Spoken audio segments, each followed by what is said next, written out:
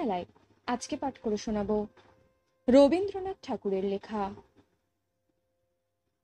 জীবিত ও মৃত।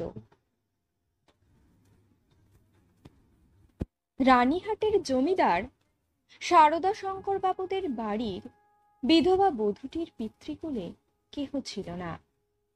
সকলেই একে একে মারা গিয়াছে। পতিকুলেও ঠিক আপনার বলিতে কেহ নাই, পতিও নাই, পুত্রও নাই। একটি ভাসুরপো সারদা শঙ্করের ছোট ছেলেটি, সেই তাহার চক্ষের মণি। সে জন্মিবার পর তাহার মাতার বহুকাল ধরিয়া শক্ত পীড়া হইয়াছিল। সেই জন্য এই বিধবা কাকি কাদম্বিনী তাহাকে মানুষ করিয়াছে। পরের ছেলে মানুষ করিলে তাহার প্রতি প্রাণের টান আরো যেন বেশি হয়, কারণ তাহার উপরে অধিকার থাকে না, তাহার উপরে কোনো সামাজিক দাবি নাই, কেবল স্নেহের দাবি। কিন্তু কেবলমাত্র স্নেহ সমাজের সমক্ষে আপনার দাবি কোনো দলিল অনুসারে সপ্রমাণ করিতে পারে না এবং চাহেও না। কেবল অনিশ্চিত প্রাণীর ধনটিকে দ্বিগুণ ব্যাকুলতার সহিত ভালোবাসে। বিধবার সমস্ত রুদ্ধ প্রীতি এই ছেলেটির প্রতি সিঞ্চন করিয়া একদিন শ্রাবণের রাত্রে কাদম্বিনীর অকস্মাৎ মৃত্যু হইল। হঠাৎ কি কারণে তাহার হৃদস্পন্দন স্তব্ধ হইয়া গেল, সময় জগতের আর সর্বত্রই চলিতে লাগিল। কেবল সেই স্নেহকাতর ক্ষুদ্র কোমল বক্ষটির ভিতর সময়ের ঘড়ির কল চিরকালের মতো বন্ধ হইয়া গেল। পাছে পুলিশের উপদ্রব ঘটে, এই জন্য অধিক আড়ম্বর না করিয়া জমিদারের 4 জন ব্রাহ্মণ কর্মচারী অনতি বিলম্বে মৃতদেহ দাহ করিতে লইয়া গেল। রানীহাটের শ্মশান লোকালয় হইতে বহু দূরে, পুষ্করিণীর ধারে একখানি কুটির এবং তাহার নিকটে একটা প্রকাণ্ড বটগাছ। বৃহৎ মাঠে আর কোথাও কিছু নাই। পূর্বে এইখান দিয়া নদী বহিত, এখন নদী একেবারে শুকাইয়া গেছে। সেই শুষ্ক জলপথের এক অংশ খনন করিয়া শ্মশানের পুষ্করিণী নির্মিত হইয়াছে। এখনকার লোকেরা এই পুষ্করিণীকেই পুণ্য সতস্বিনীর প্রতিনিধি স্বরূপ জ্ঞান করে।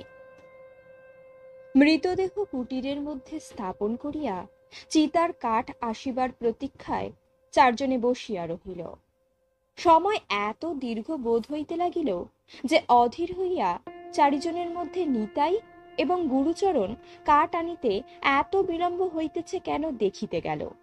বিধু এবং বনমালী মৃতদেহ রক্ষা করিয়া বসিয়া রহিল। শ্রাবণের অন্ধকার রাত্রি, থমথমে মেঘ করিয়া আছে, আকাশে একটি তারা দেখা যায় না। অন্ধকার ঘরে 2 জনে চুপ করিয়া বসিয়া রহিল। একজনের চাদরে দিয়াশলাই এবং বাতি বাঁধা ছিল। বর্ষাকালের দিয়াশলাই বহু চেষ্টাতেও জ্বলিল না, যে লণ্ঠন সঙ্গে ছিল তাহাও নিবিয়া গেছে।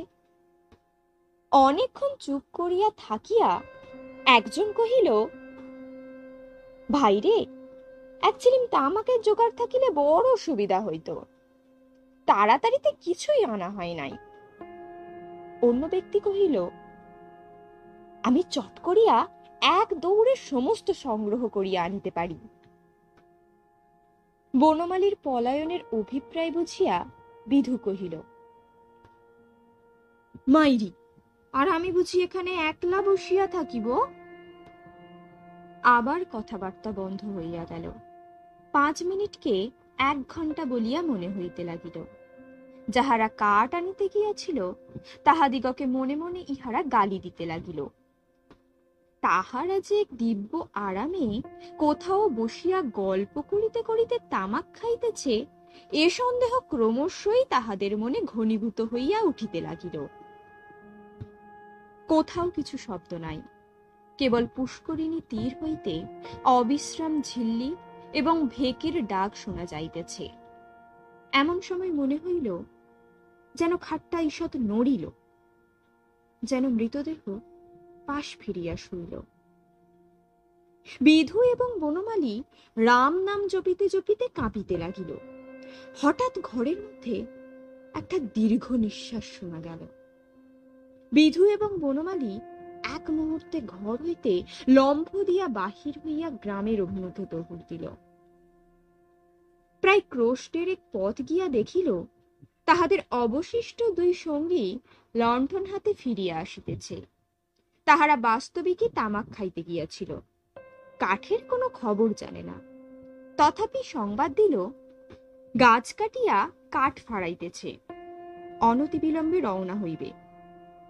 তখন বিধু এবং বনমালী কুটিরের সমস্ত ঘটনা বর্ণনা করিল। নিতাই এবং গুরুচরণ অবিশ্বাস করিয়া উড়াইয়া দিল এবং কর্তব্য ত্যাগ করিয়া আসার জন্য অপর দুইজনের প্রতি অত্যন্ত রাগ করিয়া বিস্তর ভৎসনা করিতে লাগিল। কাল বিলম্ব না করিয়া চারজনেই শ্মশানে সেই কুটিরে গিয়া উপস্থিত হইল। ঘরে ঢুকিয়া দেখিল মৃতদেহ নাই, শূন্য খাট পড়িয়া আছে। পরস্পর মুখ চাহিয়া রহিল, যদি শৃগালে লইয়া গিয়া থাকে, কিন্তু আচ্ছাদন বস্ত্রটি পর্যন্ত নাই।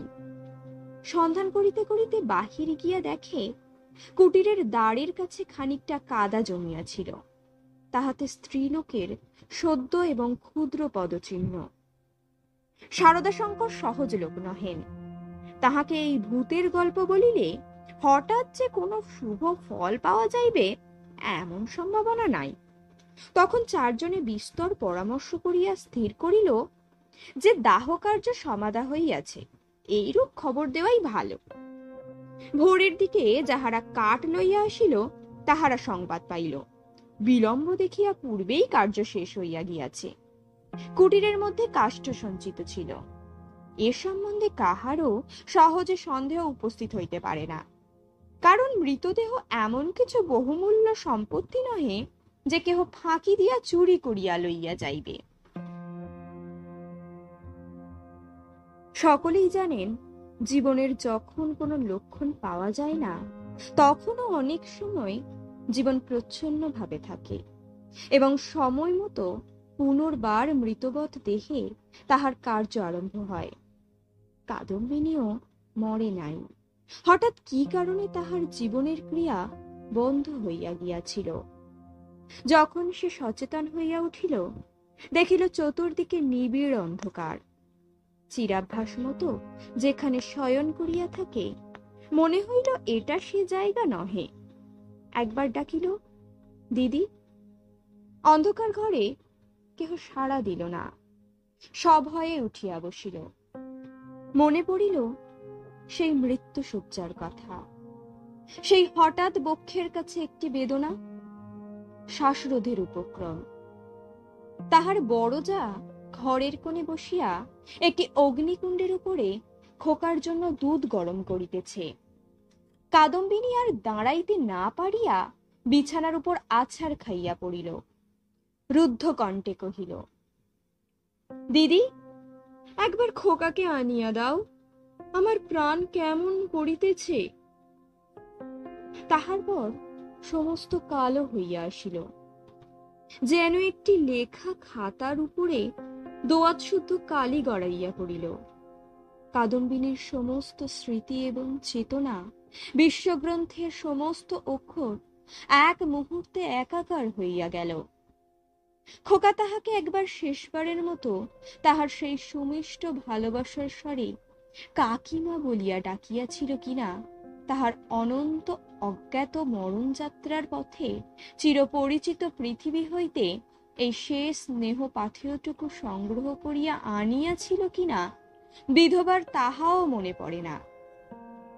প্রথমে মনে হইল জমালয় বুঝি এইরূপ চির নির্জন এবং চিরান্ধকার, সেখানে কিছুই দেখিবার নাই, শুনিবার নাই, কাজ করিবার নাই, কেবল চিরকাল এইরূপ জাগিয়া উঠিয়া বসিয়া থাকিতে হইবে। তাহার পর যখন মুক্ত দ্বার দিয়া হঠাৎ একটা ঠান্ডা বাদলার বাতাস দিল এবং বর্ষার ভেকের ডাক কানে প্রবেশ করিল, তখন এক মুহূর্তে তাহার এই স্বল্প জীবনের শৈশব সমস্ত বর্ষার স্মৃতি ঘনীভূতভাবে তাহার মনে উদয় হইল এবং পৃথিবীর নিকট সংস্পর্শ সে অনুভব করিতে পারিল। একবার বিদ্যুৎ চমকিয়া উঠিল। সম্মুখে পুষ্করিণী, বট গাছ, বৃহৎ মাঠ এবং সুদূর তরুশ্রেণী এক পলকে চোখে পড়িল। মনে পড়িল মাঝে মাঝে পুণ্যতিথি উপলক্ষে এই পুষ্করিণীতে আসিয়া স্নান করিয়াছে, এবং মনে পড়িল সেই সময় এই শ্মশানে মৃতদেহ দেখিয়া মৃত্যুকে কি ভয়ানক মনে হইত। প্রথমেই মনে হইল বাড়ি ফিরিয়া যাইতে হইবে, কিন্তু তখনই ভাবিল, আমি তো বাঁচিয়া নাই, আমাকে বাড়িতে লইবে কেন? সেখানে যে অমঙ্গল হইবে, জীবরাজ্য হইতে আমি যে নির্বাসিত হইয়া আসিয়াছি, আমি যে আমার প্রেতাত্মা, তাই যদি না হইবে, তবে সেই অর্ধরাত্রে সারদা শঙ্করের সুরক্ষিত অন্তঃপুর হইতে এই দুর্গম শ্মশানে আসিল কেমন করিয়া? এখনো যদি তার অন্ত্যেষ্টিক্রিয়া শেষ না হইয়া থাকে, তবে দাহ করিবার লোকজন গেল কোথায়? সারদা শঙ্করের আলোকিত গৃহে তাহার মৃত্যুর শেষ মুহূর্ত মনে পড়িল। তাহার পরেই এই বহু দূরবর্তী জনশূন্য অন্ধকার শ্মশানের মধ্যে আপনাকে একাকিনী দেখিয়া সে জানিল, আমি এই পৃথিবীর জনসমাজের আর কেহ নাই। আমি অতি ভীষণ অকল্যাণকারিণী, আমি আমার প্রেতাত্মা। এই কথা মনে উদয় হইবা মাত্রই তাহার মনে হইল তাহার চতুর্দিক হইতে বিশ্ব নিয়মের সমস্ত বন্ধন যেন ছিন্ন হইয়া গিয়াছে, যেন তাহার অদ্ভুত শক্তি, অসীম স্বাধীনতা, যেখানে ইচ্ছা যাইতে পারে, যাহা ইচ্ছা করিতে পারে। এই অভূতপূর্ব নূতন ভাবের আবির্ভাবে সে উন্মত্তের মতো হইয়া হঠাৎ একটা দমকা বাতাসের মতো ঘর হইতে বাহির হইয়া অন্ধকার শ্মশানের উপর দিয়া চলিল। মনে লজ্জা, ভয়, ভাবনার লেশ মাত্র রহিল না। চলিতে চলিতে চরম শ্রান্ত দেহ দুর্বল হইয়া আসিতে লাগিল। মাঠের পর মাঠ আর শেষ হয় না। মাঝে মাঝে ধান্য ক্ষেত, কোথাও বা এক হাঁটু জল দাঁড়াইয়া আছে। যখন ভোরের আলো অল্প অল্প দেখা দিয়েছে, তখন অদূরে লোকালয়ের বাঁশ ঝাড় হইতে দুটো একটা পাখির ডাক শোনা গেল। তখন তাহার কেমন ভয় করিতে লাগিল। পৃথিবীর সহিত, জীবিত মনুষ্যের সহিত এখন তাহার কিরূপ নূতন সম্পর্ক দাঁড়াইয়াছে সে কিছু জানে না। যতক্ষণ মাঠে ছিল, শ্মশানে ছিল, শ্রাবণ রজনীর অন্ধকারের মধ্যে ছিল, ততক্ষণ সে যেন নির্ভয়ে ছিল, যেন আপন রাজ্যে ছিল। দিনের আলোকে লোকালয় তাহার পক্ষে অতি ভয়ঙ্কর স্থান বলিয়া বোধ হইল। মানুষ ভূতকে ভয় করে, ভূত মানুষকে ভয় করে। মৃত্যু নদীর দুই পাড়ে দুইজনের বাস। কাপড়ে কাদা মাখিয়া অদ্ভুত ভাবের বসে ও রাত্রি জাগরণে পাগলের মতো হইয়া কাদম্বিনীর যেরূপ চেহারা হইয়াছিল, তাহাতে মানুষ তাহাকে দেখিয়া ভয় পাইতে পারিত, এবং ছেলেরা বোধহয় দূরে পলাইয়া গিয়া তাহাকে ঢেলা মারিত।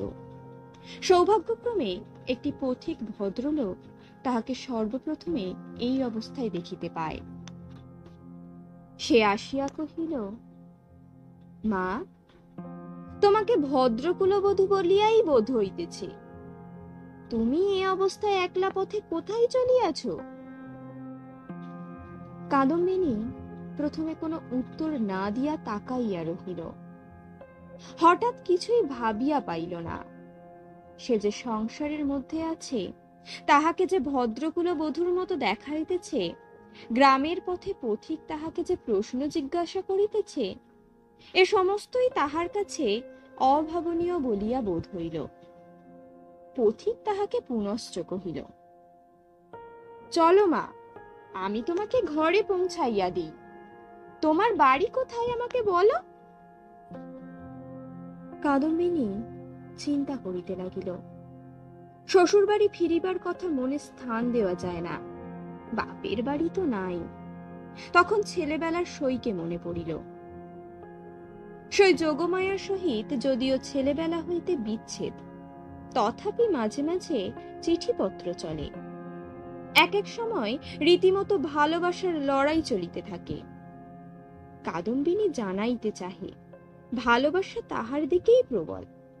যোগমায়া জানাইতে চাহে কাদম্বিনী তাহার ভালোবাসার যথোপযুক্ত প্রতিদান দেয় না।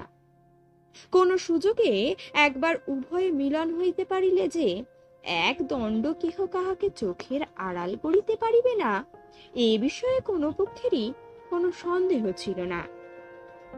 কাদম্বিনী ভদ্রলোকটিকে কহিল, নিশ্চিন্দাপুরে শ্রীপতিচরণবাবুর বাড়ি যাইব। পথিক কলিকাতায় যাইতেছিলেন। নিশ্চিন্দাপুর যদিও নিকটবর্তী নহে, তথাপি তাহার গম্যপথেই পড়ে। তিনি স্বয়ং বন্দোবস্ত করিয়া কাদম্বিনীকে শ্রীপতিচরণবাবুর বাড়ি পৌঁছাইয়া দিলেন। দুই সইয়ে মিলন হইল। প্রথমে চিনিতে একটু বিলম্ব হইয়াছিল, তাহার পরে বাল্য সাদৃশ্য উভয়ের চক্ষে ক্রমশই পরিস্ফুট হইয়া উঠিল। যোগমায়া কহিল, ও মা, আমার কি ভাগ্য! তোমার যে দর্শন পাইব এমন তো আমার মনেই ছিল না। কিন্তু ভাই, তুমি কি করিয়া আসিলে? তোমার শ্বশুর বাড়ির লোকেরা যে তোমাকে ছাড়িয়া দিল। কাদম্বিনী চুপ করিয়া রহিল। অবশেষে কহিল, ভাই, শ্বশুর বাড়ির কথা আমাকে জিজ্ঞাসা করিও না। আমাকে দাসীর মতো বাড়িতে এক প্রান্তে স্থান দিও, আমি তোমাদের কাজ করিয়া দেব। যোগমায়া কহিল, ও মা, সে কি কথা? দাসীর মতো থাকিবে কেন? তুমি আমার সই, তুমি আমার, ইত্যাদি। এমন সময় শ্রীপতি ঘরে প্রবেশ করিল। কাদম্বিনী খানিকক্ষণ তাহার মুখের দিকে তাকাইয়া ধীরে ধীরে ঘর হইতে বাহির হইয়া গেল। মাথায় কাপড় দেওয়া বা কোনরূপ সংকোচ বা সম্ভ্রমের লক্ষণ দেখা গেল না। পাছে তাহার সইয়ের বিরুদ্ধে শ্রীপতি কিছু মনে করে, এজন্য ব্যস্ত হইয়া যোগমায়া নানা রূপে তাহাকে বুঝাইতে আরম্ভ করিল। কিন্তু এতই অল্প বুঝাইতে হইল এবং শ্রীপতি এত সহজে যোগমায়ার সমস্ত প্রস্তাবে অনুমোদন করিল যে যোগমায়া মনে মনে বিশেষ সন্তুষ্ট হইল না। কাদম্বিনী সইয়ের বাড়িতে আসিল, কিন্তু সইয়ের সঙ্গে মিশিতে পারিল না। মাঝে মৃত্যুর ব্যবধান। আত্মসম্বন্ধে সর্বদা একটা সন্দেহ এবং চেতনা থাকিলে পরের সঙ্গে মেলা যায় না। কাদম্বিনী যোগমায়ার মুখের দিকে চায় এবং কি যেন ভাবে। মনে করে স্বামী এবং ঘরকন্যা লইয়া ও যেন বহু দূরে আর এক জগতে আছে। স্নেহ, মমতা এবং সমস্ত কর্তব্য লইয়া ও যেন পৃথিবীর লোক, আর আমি যেন শূন্য ছায়া। ও যেন অস্তিত্বের দেশে, আর আমি যেন অনন্তের মধ্যে। যোগমায়ারও কেমন কেমন লাগিল, কিছুই বুঝিতে পারিল না। স্ত্রীলোক রহস্য সহ্য করিতে পারে না। কারণ অনিশ্চিতকে লইয়া কবিত্ব করা যায়, বীরত্ব করা যায়, পাণ্ডিত্য করা যায়, কিন্তু ঘর কন্যা করা যায় না। এই জন্য স্ত্রীলোক যেটা বুঝিতে পারে না, হয় সেটার অস্তিত্ব বিলোপ করিয়া তাহার সহিত কোনো সম্পর্ক রাখে না, নয় তাহাকে স্বহস্তে নূতন মূর্তি দিয়া নিজের ব্যবহারযোগ্য করিয়া একটি সামগ্রী গড়িয়া তোলে। যদি দুয়ের কোনোটাই না পারে, তবে তাহার উপর ভারী রাগ করিতে থাকে। কাদম্বিনী যতই দুর্বোধ হইয়া উঠিল, যোগমায়া তাহার উপর ততই রাগ করিতে লাগিল। ভাবিল, এ কি উপদ্রব স্কন্ধের উপর চাপিল। আবার আর এক বিপদ, কাদম্বিনীর আপনাকে আপনি ভয় করে। সে নিজের কাছ হইতে নিজে কিছুতেই পলাইতে পারে না। যাহাদের ভূতের ভয় আছে, তাহারা আপনার পশ্চাৎ দিককে ভয় করে। যেখানে দৃষ্টি রাখিতে পারে না, সেখানেই ভয়। কিন্তু কাদম্বিনীর আপনার মধ্যেই সর্বাপেক্ষা বেশি ভয়, বাহিরে তার ভয় নাই। এই জন্য বিজন দ্বীপ্রহরে সে একা ঘরে এক একদিন চিৎকার করিয়া উঠিত, এবং সন্ধ্যাবেলায় দীপালোকে আপনার ছায়া দেখিলে তাহার গা ছমছম করিতে থাকিত। তাহার এই ভয় দেখিয়া বাড়িশুদ্ধ লোকের মনে কেমন একটা ভয় জন্মিয়া গেল।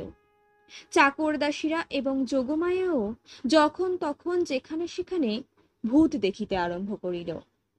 একদিন এমন হইল, কাদম্বিনী অর্ধরাত্রে আপন স্বয়ংগৃহ হইতে কাঁদিয়া বাহির হইয়া একেবারে যোগমায়ার গৃহদ্বারে আসিয়া কহিল, দিদি দিদি, তোমার দুটি পায়ে পড়ি গো, আমায় একলা ফেলিয়া রাখিও না। যোগমায়ার যেমন ভয়ও পাইল তেমনই রাগও হইল। ইচ্ছা করিল তদ্দণ্ডে এই কাদম্বিনীকে দূর করিয়া দেয়। দয়া পরবশত শ্রীপতি অনেক চেষ্টায় তাহাকে ঠান্ডা করিয়া পার্শ্ববর্তী গৃহে স্থান করিল। পরদিন অসময়ে অন্তঃপুরে শ্রীপতির তলব হইল। যোগমায়া তাহাকে অকস্মাৎ ভৎসনা করিতে আরম্ভ করিল। হ্যাঁ গা, তুমি কেমন ধারা লোক! একজন মেয়ে মানুষ আপন শ্বশুর ঘর ছাড়িয়া তোমার ঘরে আসিয়া অধিষ্ঠান হইল, মাসখানেক হইয়া গেল তবু যাইবার নাম করে না। আর তোমার মুখে যে একটি আপত্তি মাত্র শুনি না। তোমার মনের ভাবটা কি বুঝাইয়া বলো দেখি। তোমরা পুরুষ মানুষ এমনই জাতি বটে। বাস্তবিক সাধারণ স্ত্রী জাতির পরে পুরুষ মানুষের একটা নির্বিচার পক্ষপাত আছে, এবং সেজন্য স্ত্রীলোকেরাই তাহাদিগকে অধিক অপরাধী করে। নিঃসহায় অথচ সুন্দরী কাদম্বিনীর প্রতি শ্রীপতির করুণা যে যথোচিত মাত্রার চেয়ে কিঞ্চিত অধিক ছিল, তাহার বিরুদ্ধে তিনি যোগমায়ার গাত্রস্পর্শপূর্বক শপথ করিতে উদ্যত হইলেও তাহার ব্যবহারে তাহার প্রমাণ পাওয়া যাইত। তিনি মনে করিতেন, নিশ্চয়ই শ্বশুরবাড়ির লোকেরা এই পুত্রহীনা বিধবার প্রতি অন্যায় অত্যাচার করিত, তাই নিতান্ত সহ্য করিতে না পারিয়া পলাইয়া কাদম্বিনী আমার আশ্রয় লইয়াছে। যখন ইহার বাপ মা কেহই নাই, তখন আমি ইহাকে কি করিয়া ত্যাগ করি? এই বলিয়া তিনি কোনরূপ সন্ধান লইতে ক্ষান্ত ছিলেন, এবং কাদম্বিনীকেও এই অপ্রীতিকর বিষয়ে প্রশ্ন করিয়া ব্যথিত করিতে তাহার প্রবৃত্ত হইত না। তখন তাহার স্ত্রী তাহার অসার কর্তব্য বুদ্ধিতে নানা প্রকার আঘাত দিতে লাগিল। কাদম্বিনীর শ্বশুর বাড়িতে খবর দেওয়া যে তাহার গৃহের শান্তি রক্ষার পক্ষে একান্ত আবশ্যক, তাহা তিনি বেশ বুঝিতে পারিলেন। অবশেষে স্থির করিলেন, হঠাৎ চিঠি লিখিয়া বসিলে ভালো ফল নাও হইতে পারে। অতএব রানীহাটে তিনি নিজে গিয়া সন্ধান লইয়া যাহা কর্তব্য স্থির করিবেন। শ্রীপতি তো গেলেন। এদিকে যোগমায়া আসিয়া কাদম্বিনীকে কহিল, সই, এখানে তোমার আর থাকা ভালো দেখাইতেছে না, লোকে বলিবে কি? কাদম্বিনী গম্ভীরভাবে যোগমায়ার মুখের দিকে তাকাইয়া কহিল, লোকের সঙ্গে আমার সম্পর্ক কি? যোগমায়া কথা শুনিয়া অবাক হইয়া গেল, কিঞ্চিত রাগিয়া কহিল, তোমার না থাকে আমাদের তো আছে। আমরা পরের ঘরের বধূকে কি বলিয়া আটক করিয়া রাখিব? কাদম্বিনী কহিল, আমার শ্বশুর ঘর কোথায়? যোগমায়া ভাবিল, মরণ, পোড়া কপালি বলে কি? কাদম্বিনী ধীরে ধীরে কহিল, আমি কি তোমাদের কেহ? আমি কি এ পৃথিবীর? তোমরা হাসিতেছ, কাঁদিতেছ, ভালোবাসিতেছ, সবাই আপন আপন লইয়া আছো। আমি তো কেবল চাহিয়া আছি। তোমরা মানুষ, আর আমি ছায়া। বুঝিতে পারি না ভগবান আমাকে তোমাদের এই সংসারের মাঝখানে কেন রাখিয়াছেন। তোমরাও ভয় করো পাছে তোমাদের হাসি খেলার মধ্যে আমি অমঙ্গল আনি। আমিও বুঝিয়া উঠিতে পারি না তোমাদের সঙ্গে আমার কি সম্পর্ক। কিন্তু ঈশ্বর যখন আমাদের জন্য আর কোনো স্থান গড়িয়া রাখেন নাই, তখন কাজে কাজে এই বন্ধন ছিঁড়িয়া যায়, তবু তোমাদের কাছেই ঘুরিয়া ঘুরিয়া বেড়াই। এমনই ভাবে চাহিয়া কথাগুলো বলিয়া গেল যে যোগমায়া কেমন একরকম করিয়া মোটের উপর একটাকে বুঝিতে পারিল, কিন্তু আসল কথাটা বুঝিল না, জবাবও দিতে পারিল না, দ্বিতীয়বার প্রশ্ন করিতেও পারিল না। অত্যন্ত ভারগ্রস্ত গম্ভীর ভাবে চলিয়া গেল। রাত্রি প্রায় যখন 10টা, তখন শ্রীপতি রানীহাট হইতে ফিরিয়া আসিলেন। মুষলধারে বৃষ্টিতে পৃথিবী ভাসিয়া যাইতেছে। ক্রমাগতই তাহার ঝরঝর শব্দে মনে হইতেছে বৃষ্টির শেষ নাই, আজ রাত্রিরও শেষ নাই। যোগমায়া জিজ্ঞাসা করিলেন, কি হইল? শ্রীপতি কহিলেন, সে অনেক কথা, পরে হইবে বলিয়া কাপড় ছাড়িয়া আহার করিলেন এবং তামাক খাইয়া শুইতে গেলেন। ভাবটা অত্যন্ত চিন্তিত। যোগমায়া অনেকক্ষণ কৌতূহল দমন করিয়াছিলেন। শয্যায় প্রবেশ করিয়াই জিজ্ঞাসা করিলেন, কি শুনিলে বলো? শ্রীপতি কহিলেন, নিশ্চয়ই তুমি একটা ভুল করিয়াছ। শুনিবা মাত্র যোগমায়া মনে মনে ঈষৎ রাগ করিলেন। ভুল মেয়েরা কখনোই করে না, বা যদি করে কোনো সুবুদ্ধি পুরুষের সেটা উল্লেখ করা কর্তব্য হয় না। নিজের ঘাড় পাতিয়া লওয়াই সুযুক্তি। যোগমায়া কিঞ্চিত উষ্ণভাবে কহিলেন, কিরকম শুনি? শ্রীপতি কহিলেন, যে স্ত্রীলোকটিকে তোমার ঘরে স্থান দিয়াছ সে তোমার সই কাদম্বিনী নহে। এমনতর কথা শুনিলে সহজেই রাগ হইতে পারে, বিশেষত নিজের স্বামীর মুখে শুনিলে তো কথাই নাই। যোগমায়া কহিলেন, আমার সইকে আমি চিনি না, তোমার কাছ হইতে চিনিয়া লইতে হইবে? কি কথার স্ত্রী! শ্রীপতি বুঝাইলেন, এ স্থলে কথার স্ত্রী লইয়া কোনরূপ তর্ক হইতেছে না, প্রমাণ দেখিতে হইবে। যোগমায়ার সই কাদম্বিনী যে মারা গিয়াছে তাহাতে কোনো সন্দেহ নাই। যোগমায়া কহিলেন, ওই শোনো, তুমি নিশ্চয়ই একটা গোল পাকাইয়া আসিয়াছ। কোথায় যাইতে কোথায় গিয়াছ, কি শুনিতে কি শুনিয়াছ তার ঠিক নাই। তোমাকে নিজে যাইতে কে বলিল? একখানা চিঠি লিখিয়া দিলেই সমস্ত পরিষ্কার হইত। নিজের কর্মপটুতার প্রতি স্ত্রীর এইরূপ বিশ্বাসের অভাবে শ্রীপতি অত্যন্ত ক্ষুণ্ণ হইয়া বিস্তারিতভাবে সমস্ত প্রমাণ প্রয়োগ করিতে লাগিলেন, কিন্তু কোনো ফল হইল না। উভয় পক্ষে হ্যাঁ না করিতে করিতে রাত্রি দ্বিপ্রহর হইয়া গেল। যদিও কাদম্বিনীকে এই দণ্ডে গৃহ হইতে বহিষ্কৃত করিয়া দেওয়া সম্বন্ধে স্বামী স্ত্রী কাহারও মতভেদ ছিল না, কারণ শ্রীপতির বিশ্বাস তাহার অতিথির ছদ্ম পরিচয়ে তাহার স্ত্রীকে এতদিন প্রতারণা করিয়াছে, এবং যোগমায়ার বিশ্বাস সে কুলোত্যাগিনী। তথাপি উপস্থিত তর্কটা সম্বন্ধে উভয়ের কেহই হার মানিতে চাহে না। উভয়ের কণ্ঠস্বর ক্রমেই উচ্চ হইয়া উঠিতে লাগিল। ভুলিয়া গেলেন পাশের ঘরেই কাদম্বিনী শুইয়া আছে। একজন বলেন, ভালো বিপদেই পড়া গেল, আমি নিজের কানে শুনিয়া আসিলাম। আর একজন দৃঢ় স্বরে বলেন, সে কথা বলিলে মানিব কেন, আমি নিজের চক্ষে দেখিতেছি। অবশেষে যোগমায়া জিজ্ঞাসা করিলেন, আচ্ছা, কাদম্বিনী কবে মরিল বলো দেখি? ভাবিলেন কাদম্বিনীর কোনো একটা চিঠির তারিখের সহিত অনৈক্য বাহির করিয়া শ্রীপতির ভ্রম সপ্রমাণ করিয়া দিবেন।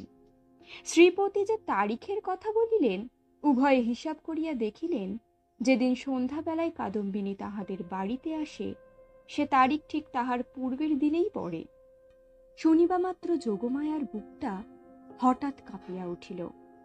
শ্রীপতিরও কেমন একরকম বোধ হইতে লাগিল। এমন সময়ে তাহাদের ঘরের দ্বার খুলিয়া গেল। একটা বাদলার বাতাস আসিয়া প্রদীপটা ফস করিয়া নিবিয়া গেল। বাহিরের অন্ধকার প্রবেশ করিয়া এক মুহূর্তে সমস্ত ঘরটা আগাগোড়া ভরিয়া গেল। কাদম্বিনী একেবারে ঘরের ভিতর আসিয়া দাঁড়াইল। তখন রাত্রি 2:30 প্রহর হইয়া গিয়াছে। বাহিরে অবিশ্রাম বৃষ্টি পড়িতেছে। কাদম্বিনী কহিল, সই, আমি তোমার সেই কাদম্বিনী, কিন্তু এখন আমি আর বাঁচিয়া নাই, আমি মরিয়া আছি। যোগমায়া ভয়ে চিৎকার করিয়া উঠিলেন। শ্রীপতির বাক্যস্ফূর্তি হইল না। কিন্তু আমি মরিয়াছি ছাড়া তোমাদের কাছে আর কি অপরাধ করিয়াছি? আমার যদি ইহলোকেও স্থান নাই, পরলোকেও স্থান নাই, ওগো আমি তবে কোথায় যাইব? তীব্র কণ্ঠে চিৎকার করিয়া যেন এই গভীর বর্ষানিশীথে সুপ্ত বিধাতাকে জাগ্রত করিয়া জিজ্ঞাসা করিল, ওগো আমি তবে কোথায় যাইব? এই বলিয়া মূর্ছিত দম্পতিকে অন্ধকার ঘরে ফেলিয়া বিশ্বজগতে কাদম্বিনী আপনার স্থান খুঁজিতে গেল। কাদম্বিনী যে কেমন করিয়া রানীঘাটে ফিরিয়া গেল তাহা বলা কঠিন। কিন্তু প্রথমে কাহাকেও দেখা দিল না। সমস্ত দিন অনাহারে একটা ভাঙা পুরো মন্দিরে যাপন করিল। বর্ষার অকাল সন্ধ্যা যখন অত্যন্ত ঘন হইয়া আসিল এবং আসন্ন দুর্যোগের আশঙ্কায় গ্রামের লোকেরা ব্যস্ত হইয়া আপন আপন গৃহ আশ্রয় করিল, তখন কাদম্বিনী পথে বাহির হইল। শ্বশুরবাড়ির দ্বারে গিয়া একবার তাহার হৃৎকম্প উপস্থিত হইয়াছিল, কিন্তু মস্ত ঘোমটা টানিয়া যখন ভিতরে প্রবেশ করিল, দাসীভ্রমে দাড়িরা কোনরূপ বাধা দিল না। এমন সময় বৃষ্টি খুব চাপিয়া আসিল, বাতাসও বেগে বহিতে লাগিল। তখন বাড়ির গৃহিণী শারদাশঙ্করের স্ত্রী তাহার বিধবা ননদের সহিত তাস খেলিতেছিলেন। ঝি ছিল রান্নাঘরে এবং পীড়িত খোকা জ্বরের উপশমে শয়ন গৃহে বিছানায় ঘুমাইতেছিল। কাদম্বিনী সকলের চক্ষু এড়াইয়া সেই ঘরে গিয়া প্রবেশ করিল। সে যে কি ভাবিয়া শ্বশুরবাড়ি আসিয়াছিল জানে না, সে নিজেও জানে না। কেবল এইটুকু জানে যে একবার খোকাকে চক্ষে দেখিয়া যাইবার ইচ্ছা। তাহার পর কোথায় যাইবে, কি হইবে, সে কথা সে ভাবেও নাই। দীপালোকে দেখিল রুগ্ন শীর্ণ খোকা হাত মুঠা করিয়া ঘুমাইয়া আছে। দেখিয়া উত্তপ্ত হৃদয় যেন ত্রিশাতুর হইয়া উঠিল। তাহার সমস্ত বালাই লইয়া তাহাকে একবার বুকে চাপিয়া না ধরিলে কি বাঁচা যায়? আর তাহার পর মনে পড়িল, আমি নাই, ইহাকে দেখিবার কে আছে? ইহার মা সঙ্গ ভালোবাসে, গল্প ভালোবাসে, খেলা ভালোবাসে। এতদিন আমার হাতে ভার দিয়াই সে নিশ্চিন্ত ছিল। কখনো তাহাকে ছেলে মানুষ করিবার কোনো দায় পোহাইতে হয় নাই। আজ ইহাকে কে তেমন করিয়া যত্ন করিবে? এমন সময় খোকা হঠাৎ পাশ ফিরিয়া অর্ধনিদ্রিত অবস্থায় বলিয়া উঠিল, কাকিমা জল দে, মরিয়া যাই। সোনা আমার, তোর কাকিমাকে এখনো ভুলিস নাই? তাড়াতাড়ি কুঁজা হইতে জল গড়াইয়া লইয়া খোকাকে বুকের উপর তুলিয়া কাদম্বিনী তাহাকে জল পান করাইল। যতক্ষণ ঘুমের ঘোর ছিল, চিরাভ্যাস মতো কাকিমার হাত হইতে জল খাইতে খোকার কিছুই আশ্চর্য বোধ হইল না। অবশেষে কাদম্বিনী যখন বহুকালের আকাঙ্ক্ষা মিটাইয়া তাহার মুখচুম্বন করিয়া তাহাকে আবার শুয়াইয়া দিল, তখন তাহার ঘুম ভাঙিয়া গেল এবং কাকিমাকে জড়াইয়া ধরিয়া জিজ্ঞাসা করিল, কাকিমা তুই মরে গিয়েছিলি? কাকিমা কহিল, হ্যাঁ খোকা। আবার তুই খোকার কাছে ফিরে এসেছিস? আর তুই মরে যাবি না? ইহার উত্তর দিবার পূর্বেই একটা গোল বাঁধিল। ঝি এক বাটি সাগু হাতে করিয়া ঘরে প্রবেশ করিয়াছিল। হঠাৎ বাটি ফেলিয়া মা গো বলিয়া আছাড় খাইয়া পড়িয়া গেল। চিৎকার শুনিয়া তাস ফেলিয়া গিন্নি ছুটিয়া আসিলেন। ঘরে ঢুকিতেই তিনি একেবারে কাঠের মতো হইয়া গেলেন। পালাইতেও পারিলেন না, মুখ দিয়া একটি কথাও সরিল না। এই সকল ব্যাপার দেখিয়া খোকারও মনে ভয়ের সঞ্চার হইয়া উঠিল। সে কাঁদিয়া বলিয়া উঠিল, কাকিমা তুই যা। কাদম্বিনী অনেক দিন পরে আজ অনুভব করিয়াছে যে সে মরে নাই।